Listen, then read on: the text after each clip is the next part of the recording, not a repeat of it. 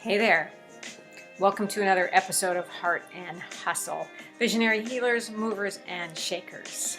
I am your host, Paulette Rees-Denis, here to bring you magic makers from around the globe, people who are creating change, who have small businesses, large businesses, hobbies, but they are creating the life of their dreams.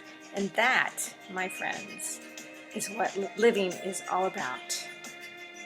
So let us know how you like this episode. Please subscribe, and we'll see you there. Thanks for joining. Hello, my friends. Welcome to another episode of Heart and Hustle, Visionary Healers, Movers, and Shakers. And I am your host, Paulette Rees-Denis. And today I am bringing you another magic maker, another woman who is creating lots of change in the world, and she's created a lot of change in her world, which we get to hear about, which I'm so excited. Sara McElroy is with us today. Hey, Sara. Hi, thank you so much for having me, Paulette. I'm so excited. I'm so excited. For those of you who are new to Heart and Hustle, I am your transformational lifestyle coach, working with creative women to also create change in mid-career, midlife, middle life. These interviews are so inspiring. And this is my 5th year of doing this. And I get to interview mostly women, predominantly entrepreneurs who are living the life of their dreams, who are making change, who are creating magic. And Sara is one of those women. So, Sara, what is happening? It's so exciting to be here, Paulette, and thank you. I think this is perfect timing to speak on your podcast, given that I have been through a lot of change, but I'm hoping to turn that really big change in my life into change in other women's lives as well. Sweet. So, you have transitioned from job to not job or something Yes. into that. So talk to me about that. What's happening? What are you doing? Yes.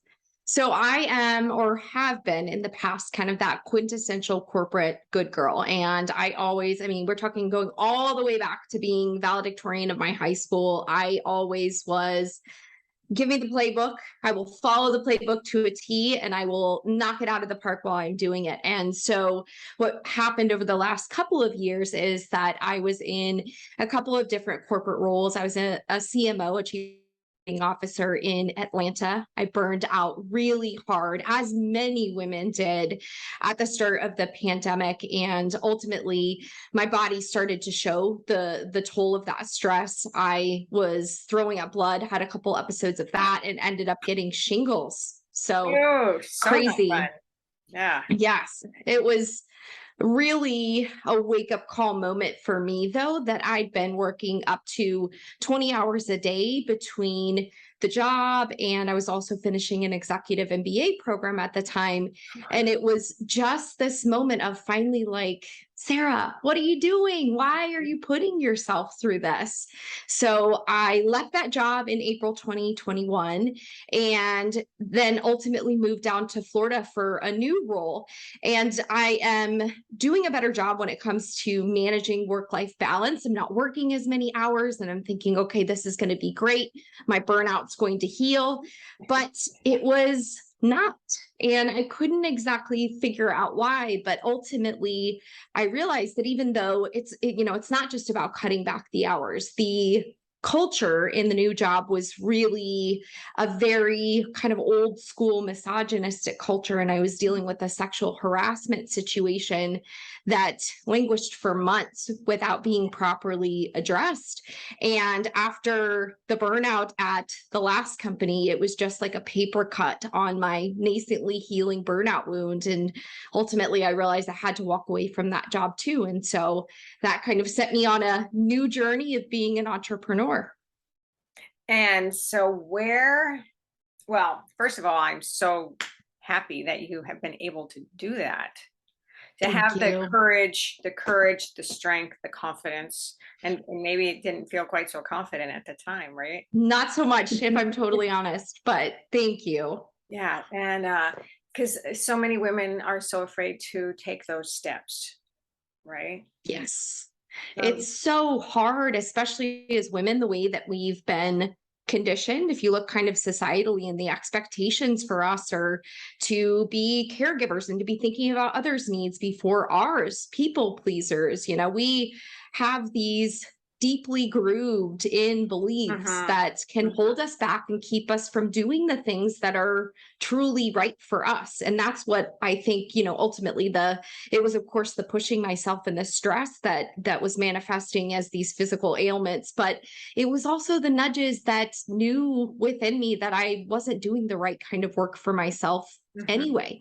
But I just felt like I couldn't listen to that. Who was I to potentially take that risk when I had these great, perfect on paper executive level roles that other women would want too? It's like, who am I to walk away from those things? So I'm with Right, you.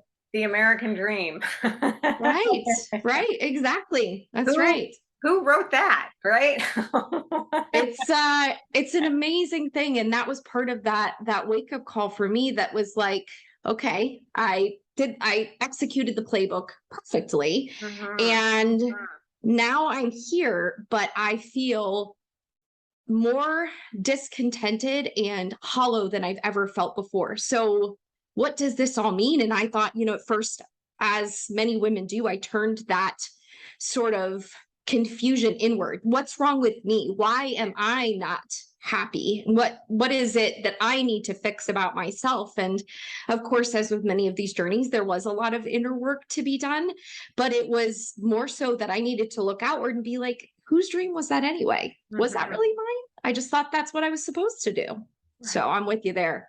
So how about what were some of the things that you started doing for yourself that gave you the awareness and the consciousness of wait, wait, I mean, obviously I've got shingles, I'm not feeling good. Yeah. What did you do?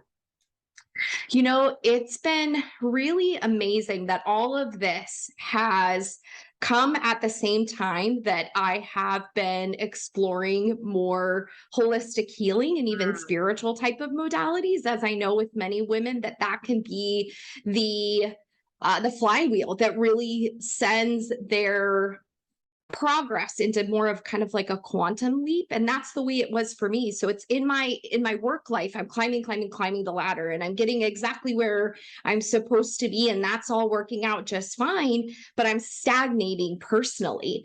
And it wasn't until I started going deeper, getting to know myself better, appreciating my body, my emotions, my spiritual connection, all of those things so much more, that that's when I realized just how much I was living out of alignment from my most authentic self, my core values, all of those things. So that was really critical. But it was also, it was things like meditation, yoga.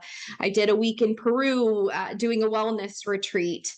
And all of those things have been little breadcrumbs along the path that have brought me to where I am today. and those breadcrumbs are so important. So important. I mean, it's with so many of my clients, that's the thing that we look at first is that self-care. Yes. How are you connecting with yourself? With what are your values? Exactly. Absolutely. Well, and I think that we have done ourselves quite a disservice the way that we have taught kids and women especially, but as we're teens, how we're taught to approach our careers. We're taught to approach it in a pretty surface level way. And sure, it is, what are you good at and what are you interested in? But there are, of course, asterisks that come along with that advice that's like, if you're interested in that and it comes with a substantial paycheck and great stability later on yes, definitely pursue that. But if it doesn't, then we're going to shut down that dream by the time you're actually becoming an adult, because that's not really cute anymore.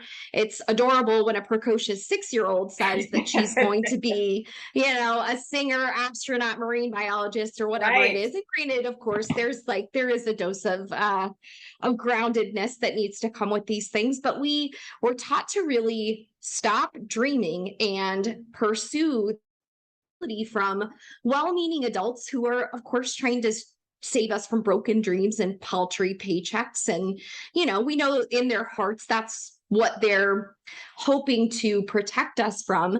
But what it ends up doing is it cuts us off from our deeper knowing of what is true for us, what our values are, to your point. And we never really explore those things. We kind of just take this really superficial approach that ultimately can get us stuck in careers where we can get decades in and all of a sudden be like, oh my gosh, I don't think this is what I ever wanted. Well, and I think, just from what you said, I can remember, going, I graduated from high school a year early, and I went to dance college for a while. But I remember my dad saying, you can graduate early as long as you go to college right away. Interesting. And so I did. And Okay. I went to dance school, and then I dropped out, and then I went to uh, another university for a couple of years, and I didn't know what to do. So I started studying social work because Okay. I didn't know what to do. But they're like, you got to go to school. You got to pick something. And school is like, Right. I'm going to give you a career counselor, and you're going to pick one of these things to major in. Yes, Right? It's like, exactly. no, no. Exactly. Well, and you think about it from just the standpoint of human development, and our brains, our prefrontal cortexes, which are the home of our executive function, those are not fully developed even until we're 25. But by the time we're even 18 or by the end of college, I mean, really you're figuring it out as you're pursuing your major. We're just supposed to know the singular path to, right? Singular path that we are to pursue for the next 35 to 40 years and be all about it and stick with it. And it just doesn't. There was a point in time, of course, of a bygone era when you were more so guaranteed security and stability if you stayed with the same company and you had a pension and you worked there for your 30 whatever years. That made more sense. But with the extinction of more of those benefits that are coming from the employer side with that stability, it doesn't make sense for us to have to try to fit that mold anymore. And it really inhibits us from living what I deeply believe our most fulfilling, truest version of our lives and our careers. Yeah. Yeah. And I do think that times are changing, and there's a lot more people like us who are trying to bring this change to the world, right? Yes, Because there absolutely. was definitely a generational thing. Um, Yes, I'm a bit older than you, I think, but uh, I hope the world is opening up more to the I think it possibilities, is. to all of our possibilities. But we are also doing the work to help share those messages, to share those experiences. I know as a coach, I've had a lot of life experience, and so I have a lot of experiential tools, as well as Yes, other ways of spiritual connection and physical connection and that kind of thing. Um, absolutely. and so what are you doing next? What's happening? Where Yes. are you going from here? Well, the amazing thing is that I was always the planner. And it was the playbook that I was supposed to pursue as sort of the good girl. But what happened after I quit this job, and it was actually a pretty sudden thing. I was feeling the nudges inside that were telling me it wasn't right as the sexual harassment situation is dragging on. And it's just, you're wondering, like, how is this was at the end of 2021 into early 2022, but how are we in this year and this kind of thing is still acceptable and it's still happening?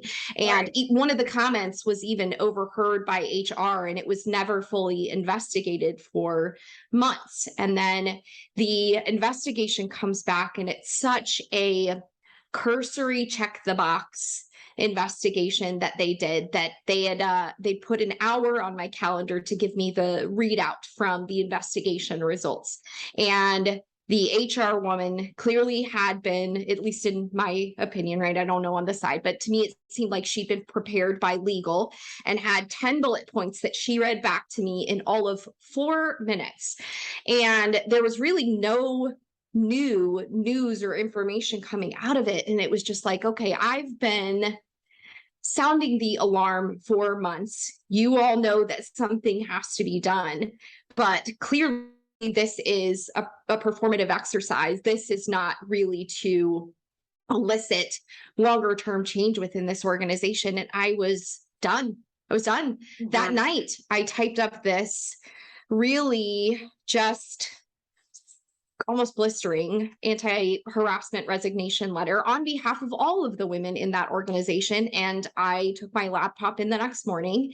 I hit send on that letter, sending it even to the CEO of the company, and I walked out. And it was, honestly, it was terrifying to do. I was shaking because I've never not done the good thing of 2 weeks notice and all of those things. And really, on the way out of every other company, it had always just been leave on the absolute best of terms and don't ever even voice your dissatisfaction or what was right. And I deeply believe there's something to that. And there are also points in time at which we are called to use our voice in a different way.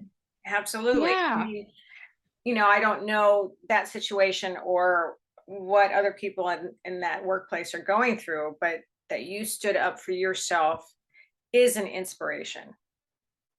Thank you. That you were not afraid, even though you were shaking like a leaf, which I totally understand, that you just did it.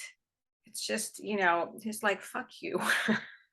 It had to be done. I'm not taking it anymore. And hopefully, other women maybe in that business, that company, if there was more of that going around, then they could stand up for themselves too. Yeah. I certainly hope so. And for me too, it was one of those scenarios where there are a lot of women for whom making a move like that and just quitting the next day, I understand that I was in a great place of privilege to even be able to do that. I just felt so much for women for whom that is not an option, of not knowing what your next move was. And so to me, it was like, I need to use my voice not only for myself, but for them as well, anyone else, So I did that, and I had been feeling I was going to do something as far as a writing project related to women and burnout. But after that happened, it made me really think about what are the other things that women are experiencing in the workplace that are leading millions of them to quit as part of the Great Resignation. Now, I was a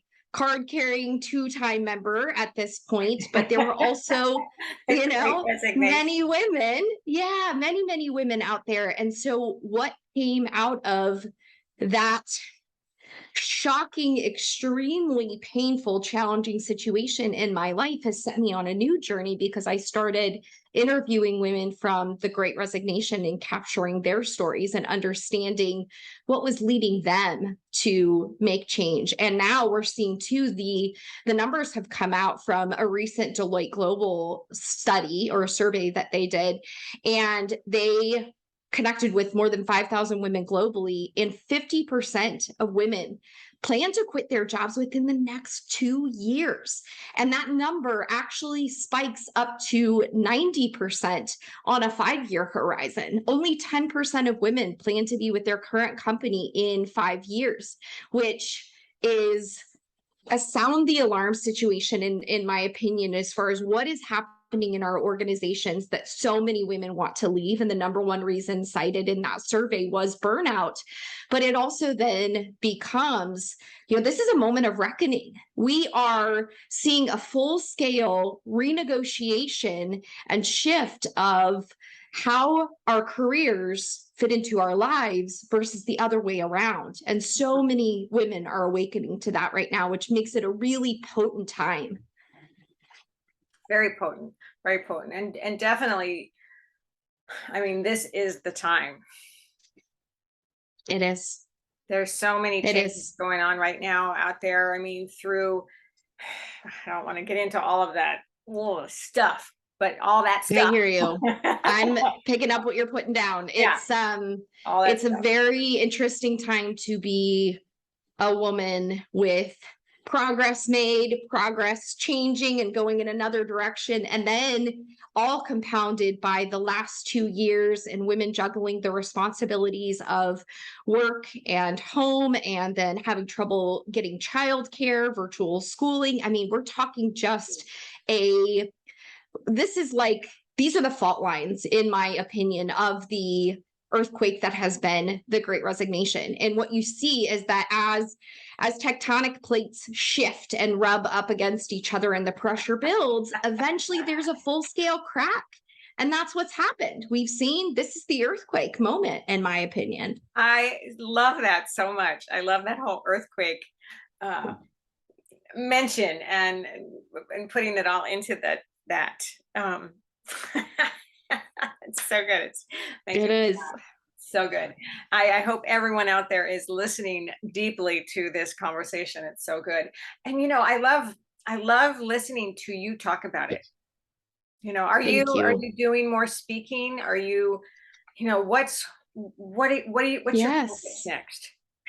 I am doing a few things because I'm with you. I quitting 2 times from executive level roles that I should have wanted and that were just beautiful on paper from the standpoint of building my resume. It was really tough. And I spent hours and hours searching the internet for something to help me, tell me what I'm experiencing, or somebody who had lived through this kind of thing and made the changes. And I found bits and bobs here and there, but nothing that was really cohesive in this space of women learning when to walk away from careers. And so what I'm planning to do is as I'm crowdsourcing all this insight and wisdom from these amazing women who have just so graciously and vulnerably shared their stories with me, is that I'm working on a book, and I am actually doing quite a bit of speaking. I've done some radio the last week. I have a TV interview right after this. And it's like you said, it's just, this is the message that I wish I could have found when I was struggling most. And I think that the more women who can see other people modeling that it's okay to be like, I built this and I'm so proud of what I built, but I don't necessarily want it anymore.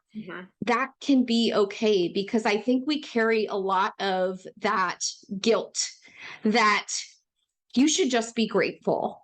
And I think I love that Glennon Doyle would talk about in her book Untamed, holding 2 truths at the same time. So one in each hand. This over here can be true, but this can be true too. And for me, that is, I can be so grateful to have a job and a paycheck, and one that is a higher level job. And I can know that something's not right, or that I want more, or whatever it is that can changing your trajectory in a different direction. You can hold the gratitude and want to change too. And those things can coexist, and that's okay. And that doesn't mean you're not selfish, you're not a bad person, all of that, It's not selfish, and to let go of any of that guilt too. Yes. But what I've never been afraid of change. And that's what people, come to me a lot about, is that they're afraid of moving forward, afraid of taking that step, or not even having the clarity of what that next step would be, knowing that something else. But that change is good. Curiosity, is what feeds life. Totally. Right. It makes it so much more magical that way, if every single day.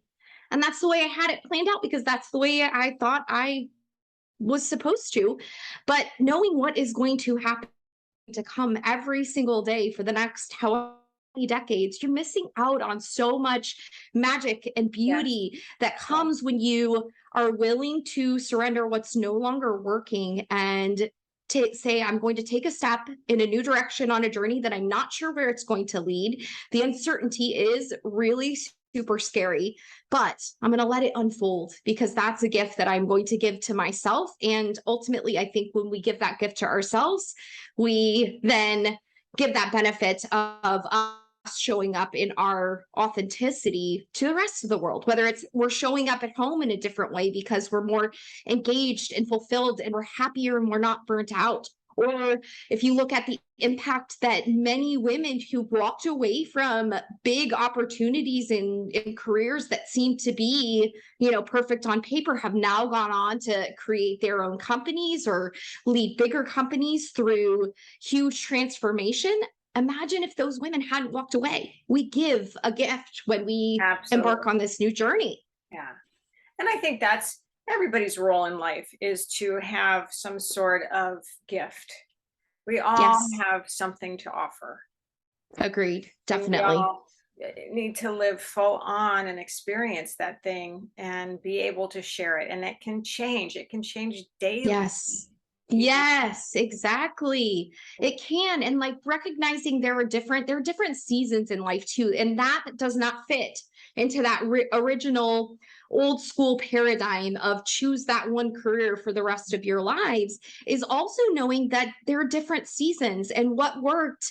Think about from a personal evolution standpoint. I look back 5 years and oh my gosh, I hardly recognize that woman. And it's amazing to even think then 5 years from now, what is going to be different and who am I going to be? And as much as we evolve in our personal lives, we should allow that kind of evolution in our careers as well. And it's taking time to listen in. It's taking time for self-care and being It selfish. is. Selfish is a great way to be because that's how you become your truer, more fuller self. So that Yes. you have those And beautiful things to offer. exactly. And it's a cliche, but it's really so true that you cannot pour from an empty cup. And so if you're feeling depleted and something is sapping your energy and you're not able to show up as your fullest, best version, Yeah. you're not doing anybody else any good either. Well, maybe not entirely. That's a slightly extreme way to say it, but you're not being the best version of yourself that you can be for everyone else. So if that helps you to give yourself permission to care for yourself in a greater way and to pursue what's right, then Right. take it. Write yourself that permission slip right now. Yeah. Right. And I actually was blogging about that today, about going out and make sure to tune into yourself to find out what it is you want, but don't be afraid to ask for it. Yes. Don't be Yes, afraid to ask for absolutely. it. You become the magnet toward what you are desiring, Yes, and to get totally. clarity and to know what it is you want and why you want it. Right? There's that big Yes. word, is the why. Yes, very true. And Yeah. it becomes this whole, I didn't expect it. I started pulling on what was the loose thread on the sweater because I'm having all of this just, I'm so stressed out and I'm just miserable if I'm completely honest. So I start to pull on the sweater. But what it leads to ultimately is this very deep excavation of who I am as Sara. What do I want? Why would I want those things? And how can it benefit others? And that combination then comes together in such a way that we can architect a more conscious way Mm. forward in our careers than just accepting what people have told us we should do, what our parents thought we should do, what our supervisors say should be our next role with things like that. It comes back to trust your inner compass, your intuition on these things in your heart, because we as women especially have such a powerful connection if we can tap into that.